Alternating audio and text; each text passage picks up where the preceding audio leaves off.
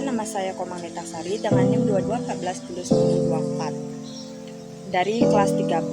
Tujuan saya membuat video ini untuk memenuhi tugas UTS mata kuliah gender. Jadi di sini saya akan menjelaskan tentang arti dan pentingnya kita masyarakat tadi memahami gender dan peranannya. Gender adalah pembedaan peran atribut, sifat, sikap, dan perilaku yang tumbuh dan berkembang dalam masyarakat. Dan peran gender terbagi menjadi peran produktif, peran reproduksi, serta peran sosial kemasyarakatan.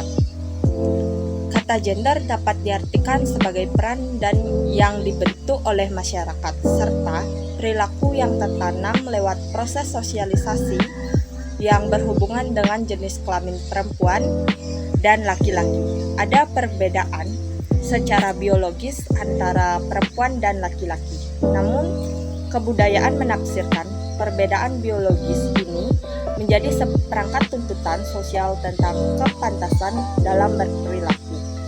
Dan pada gilirannya, hak-hak sumber daya dan kuasa, kendati tuntutan ini bervariasi di setiap masyarakat.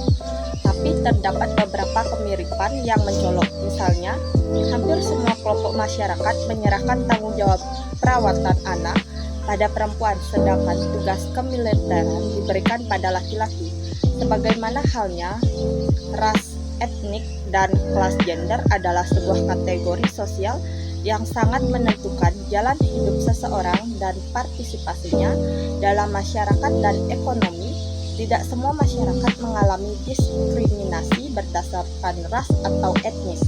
Namun semua masyarakat mengalami diskriminasi berdasarkan gender dalam bentuk kesenjangan dan perbedaan dalam tingkat yang berbeda-beda. Seringkali dibutuhkan waktu cukup lama untuk mengubah ketidakadilan ini. Suasana ketidakadilan ini terkadang bisa berubah secara drastis karena kebijakan dan perubahan sosial ekonomi. Apa itu kesetaraan gender?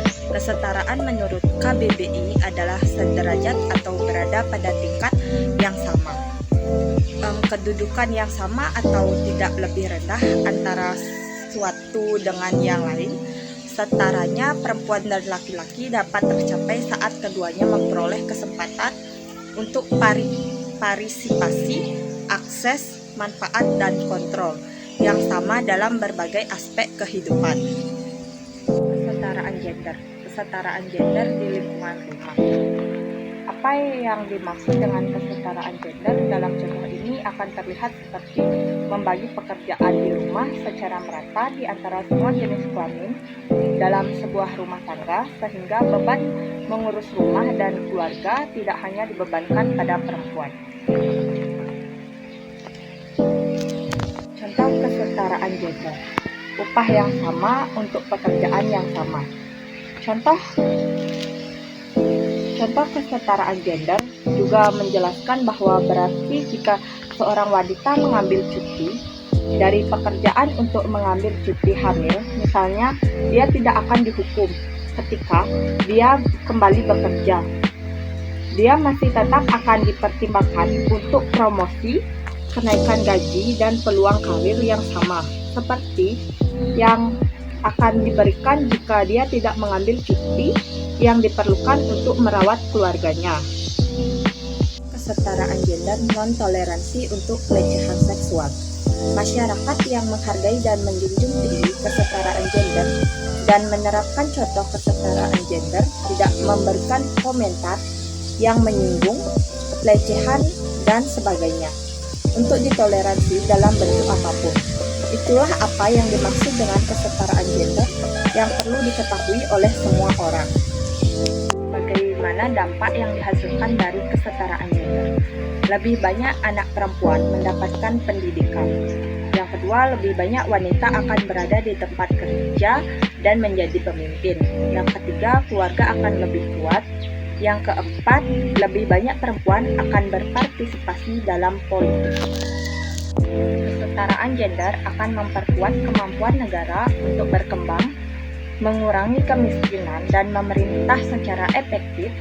Dengan demikian, mempromosikan kesetaraan gender adalah bagian utama dari strategi pembangunan dalam rangka untuk memberdayakan masyarakat atau semua orang, perempuan dan laki-laki, untuk mengetaskan diri dari kemiskinan dan meningkatkan taraf hidup mereka. Diskriminasi berdasarkan gender masih terjadi pada seluruh aspek kehidupan di seluruh dunia. Ini adalah fakta meskipun ada kemajuan yang cukup pesat dalam kesetaraan gender dewasa ini. Sifat dan tingkat diskriminasi sangat bervariasi.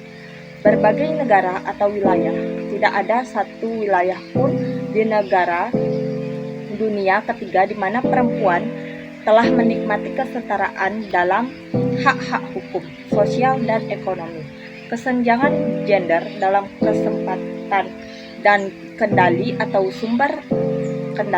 sumber daya ekonomi, kekuasaan, dan partisipasi politik terjadi di mana-mana. Perempuan dan anak perempuan menanggung beban paling berat akibat ketidaksetaraan yang terjadi.